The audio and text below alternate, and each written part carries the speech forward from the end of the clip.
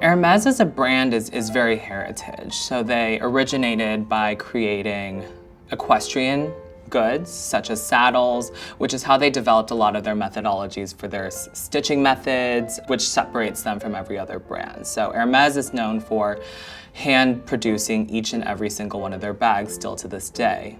So with the Kelly bag, we would go ahead and examine our 5 pillars of authentication. That would include factory production codes, that would include hardware, that would include textiles and materials, fonts and typography, as well as overall construction of the bag.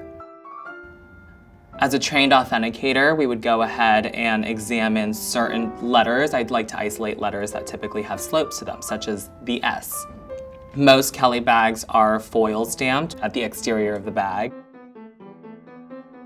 If the Hermes bag utilizes gold hardware, we know that that gold hardware should be gold plated. At the RealReal, we have XRF machines which can go ahead and detect the exact percentages of alloys within each metal. So on a Kelly or a Birkin, we could go ahead and lift back the sangle and find 4 rivets or 4 notches holding the placards in place. Hermes uses a method called purling to get those notches inside of there. Red flags to look for would be if it appears like a brad that's maybe glued to the surface or just poorly attached to the surface.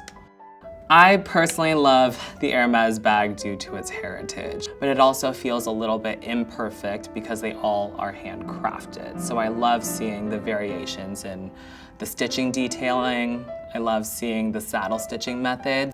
Everything comes at a slant as opposed to something that's machine stitched and very, very uniform. That's the other thing about the Hermes bag. It should be entirely symmetrical. So if there's a certain stitching method on one side and it's doubled up at the ends there, it should reflect on the opposite side as well. A bag with handmade quality does not make my job more difficult because there still is a level of perfection or certain criteria that hand stitching has to meet.